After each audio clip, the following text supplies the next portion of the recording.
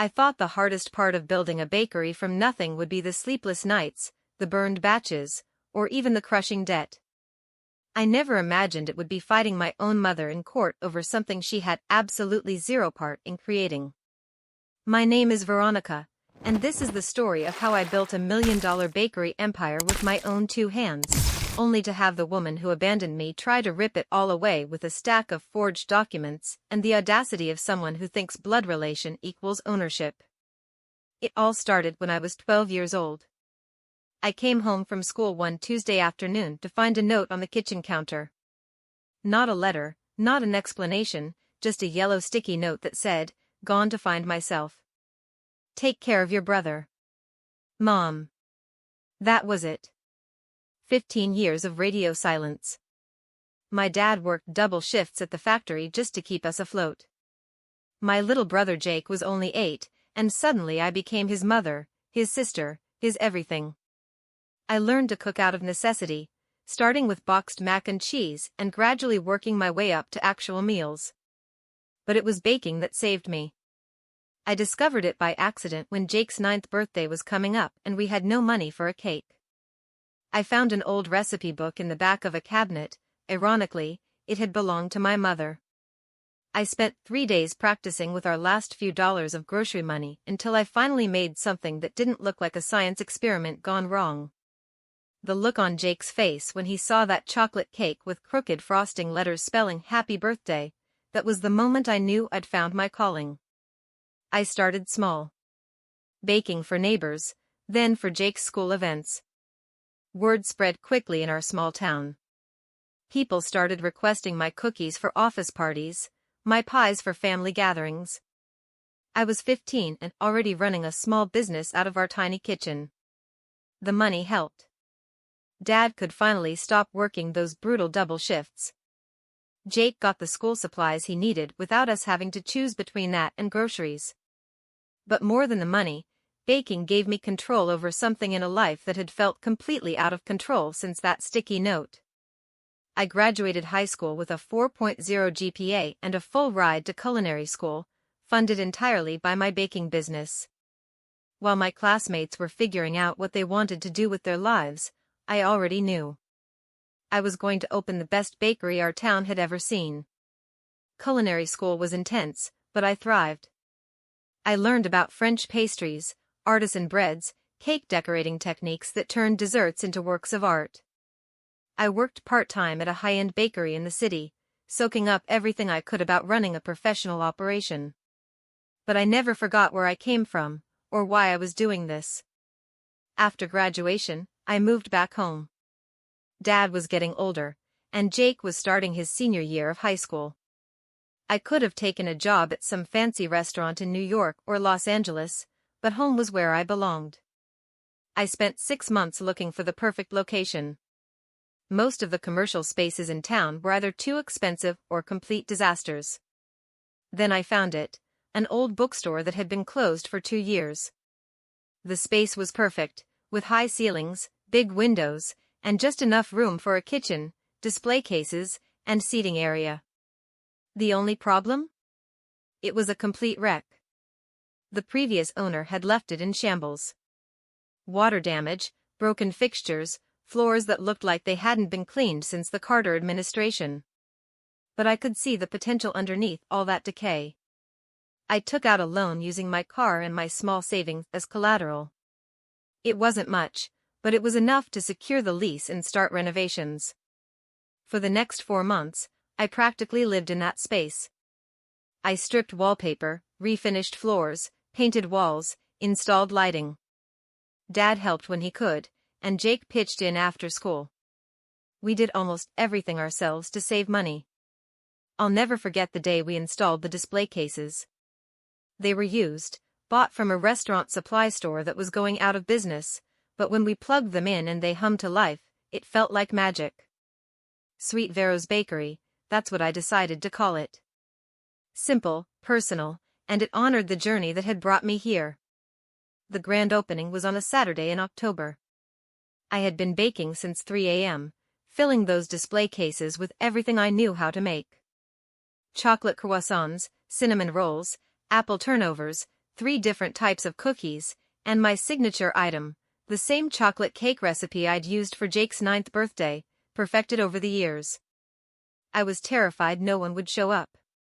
But they did. Oh, they did. The line stretched around the block. People I'd been baking for since I was 15, neighbors, classmates from high school, even some of my old professors from culinary school who had driven down for the opening. We sold out of everything by 2 p.m. That first year was brutal. I was working 16-hour days, 7 days a week. Baking before dawn, serving customers all day, cleaning and prep work until late at night. I lost 15 pounds and probably a few years off my life from stress and exhaustion. But slowly, steadily, it was working. Word spread beyond our small town. Food bloggers started showing up. A regional magazine wrote a feature about us. Social media posts started going viral. People were driving hours just to try our pastries. By year 2, I had to hire help. First 1 employee, then 3, then 5. We expanded our hours, added a lunch menu, and started taking custom cake orders for weddings and events. Year 3, I opened a second location in the next town over. Year 4, we launched an online shipping business that allowed people to order our most popular items from anywhere in the country. By year 5, Sweet Vero's Bakery had become a regional institution. We had 4 locations, 32 employees, and annual revenue that had crossed the $1 million mark. Food Network had contacted us about featuring our story. There was talk of franchising opportunities. I was living my dream, and I was doing it all without a penny or a moment of help from the woman who was supposed to be my mother. Then she showed up. It was a Tuesday morning in March. I was in the original location, working on a custom wedding cake for a couple who was getting married that weekend. The front door chimed, and I called out that we'd be right with them. No rush, sweetheart. I'll wait. That voice. I hadn't heard it in 15 years, but I recognized it instantly. My hands started shaking so badly I had to set down my piping bag. I walked to the front of the store, and there she was. Diane Matthews, though she was going by Diane Collins now, apparently. She looked older, obviously, but not as old as someone who had lived through whatever journey of self-discovery had kept her away for a decade and a half. She looked good. Healthy. Like someone who had been taking care of herself while other people raised her children. "Hello, Sarah," she said, like she'd seen me last week instead of when I was in 7th grade. "What do you want?" I asked. No pleasantries, no pretending this was a happy reunion. She looked hurt by my tone, which almost made me laugh.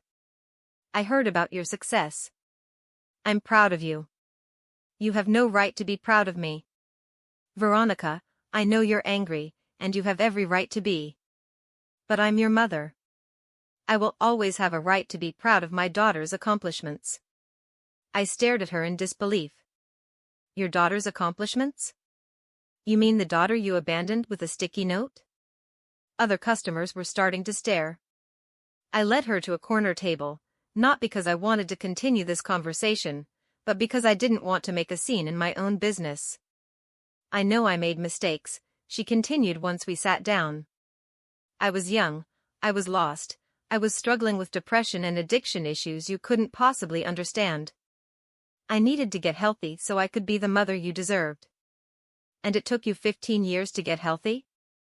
"Recovery is a process, Veronica. I've been clean for 8 years now. I have a good job, a stable life.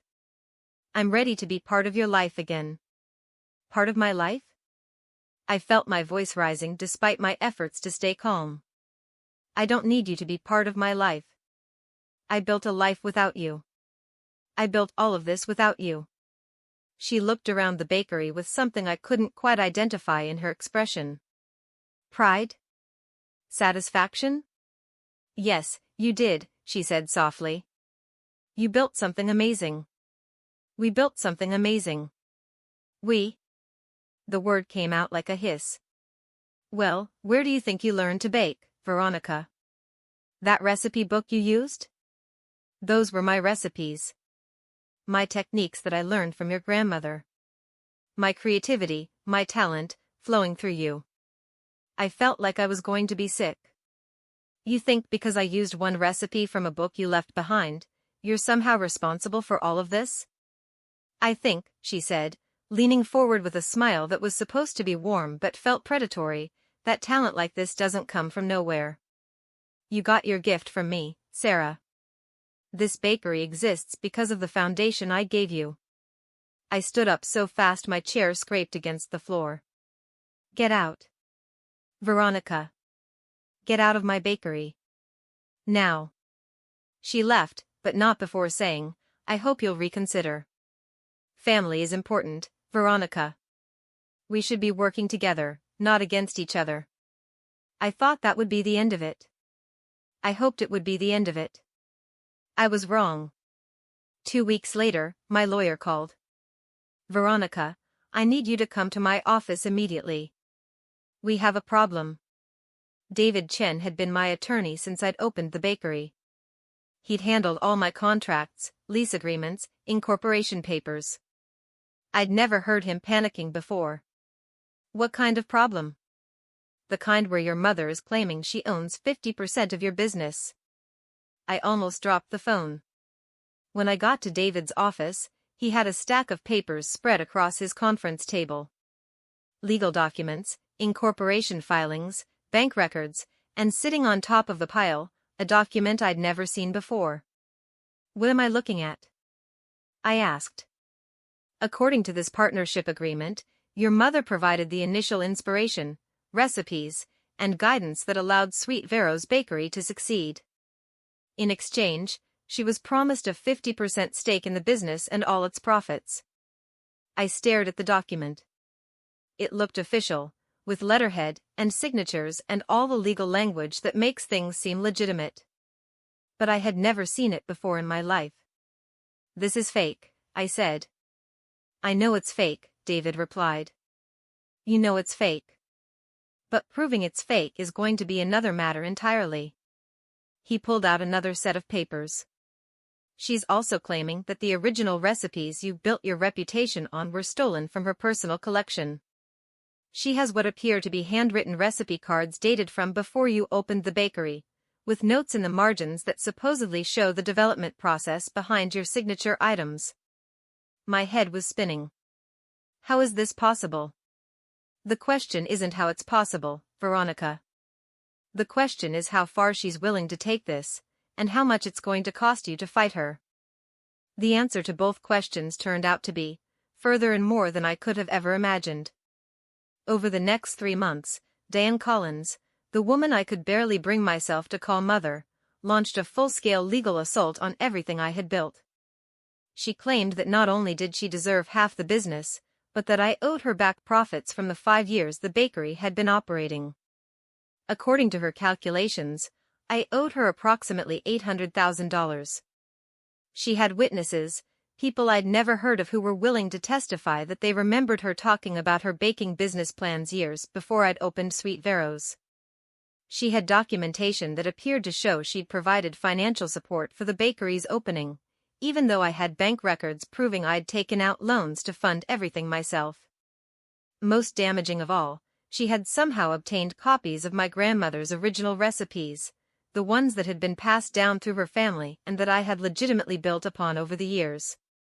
She was claiming I had stolen these recipes from her without permission. It was an elaborate, expensive, and thoroughly planned attack.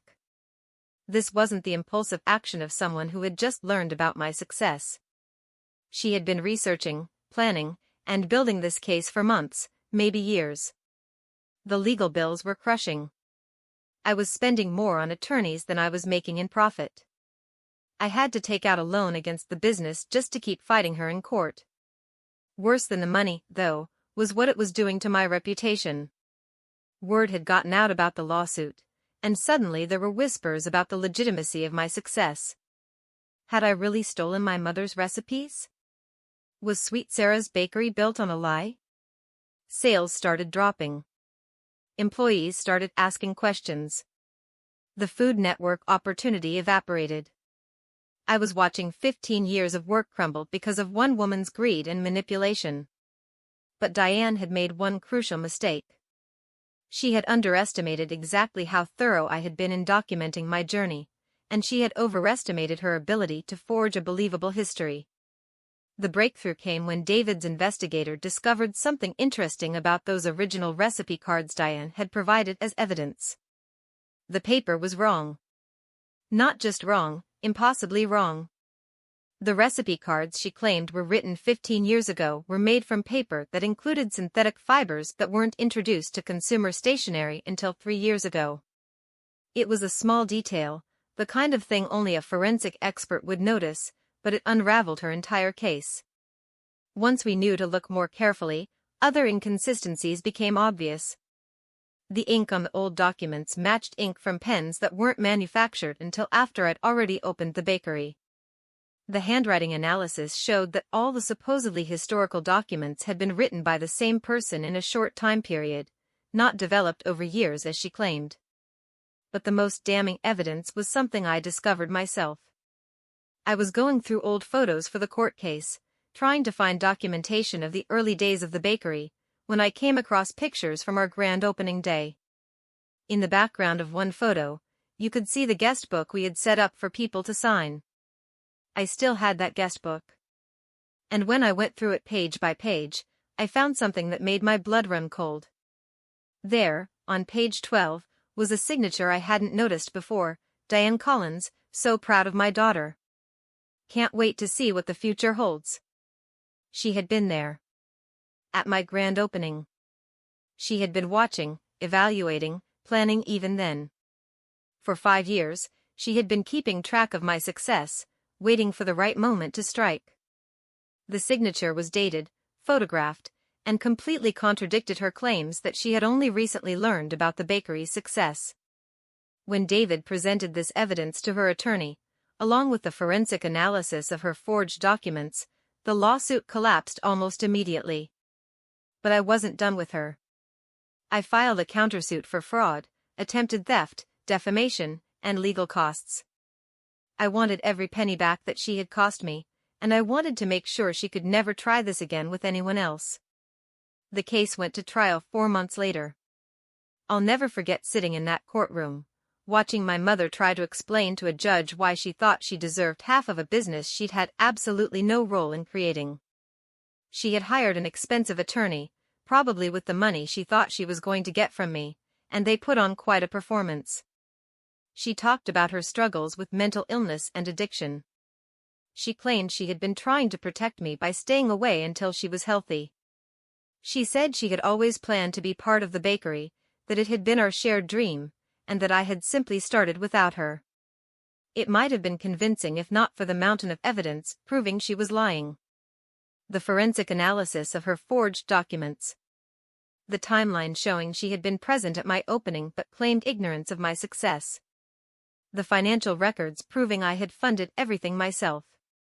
The testimony from Dad, Jake, David, and dozens of other people who could verify that she had played no role in my life or business for 15 years. But the moment that really sealed her fate was when my attorney asked her to demonstrate some of the baking techniques she claimed to have taught me. She couldn't do it. She couldn't properly cream butter and sugar. She didn't know the difference between folding and mixing. She couldn't identify basic ingredients by sight or smell. For someone who was claiming to be the secret mastermind behind a $1 million bakery, she sure couldn't bake. The judge was not amused. The ruling was swift and decisive. Not only did he dismiss her claims entirely, but he awarded me full damages for my legal costs, lost profits, and punitive damages for her fraudulent behavior. The total came to $1.2 million. But more than the money, it was the judge's words that I'll remember forever.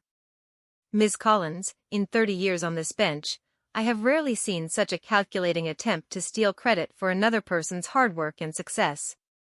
Your daughter built something remarkable through her own talent, dedication, and sacrifice. Your attempt to claim ownership of her achievements is not only legally fraudulent but morally reprehensible. I hope that someday you will realize that you had the opportunity to be proud of an extraordinary young woman's accomplishments, and instead you chose to try to steal them from her. Diane never paid the judgment. She declared bankruptcy and moved to another state. I never pursued collections because honestly, I just wanted her gone from my life forever. The real victory wasn't the money anyway. The real victory was what happened after the trial. Word got out about the case, not the initial accusations, but the truth about what had really happened. The story of a woman who had abandoned her children and then tried to steal credit for their success resonated with people in ways I hadn't expected. Orders started pouring in, not just from people who wanted to support the business, but from people who connected with the story of building something from nothing despite the obstacles. Food Network called again. This time, they wanted to do a feature not just about the bakery, but about the journey, including the legal battle. The episode aired 6 months later and was one of their most watched segments of the year. Today, Sweet Vero's Bakery has 12 locations across 3 states. We employ over 200 people, many of them single parents or people who needed a second chance, just like I did. Jake graduated from college last year and now runs our social media and marketing. Dad officially retired and spends his days taste testing new recipes and telling anyone who will listen about how proud he is of his daughter. And me? I learned that sometimes the people who hurt us the most are the ones who teach us the most about who we really are and what we're capable of achieving. Diane Collins thought she could show up after 15 years and claim ownership of something she had no part in building. What she actually did was prove to the world, and to me, that I had built something she could never take away, no matter how hard she tried. Because here's the thing about real success, it's not just about the money or the recognition or the empire you build. It's about knowing that you earned every single piece of it through your own sweat, your own tears, your own refusal to give up when things got hard. My mother gave me one gift in her entire life, and it wasn't a recipe or inspiration or any of the things she claimed in court. She gave me the gift of learning that I didn't need her. And that gift was worth more than any bakery could ever be. The last time I heard from Diane was a letter that arrived 3 months after the trial ended. No return address, postmarked from somewhere in Arizona. All it said was, "I always knew you were special, Veronica. I just wish things could have been different." I threw it in the trash without finishing it. Because some people spend their lives looking backward, trying to claim credit for things they never did and relationships they never built. And some people spend their lives looking forward, creating something beautiful out of whatever ingredients life gives them. I know which kind of person I am. And I know which kind of person she'll always be.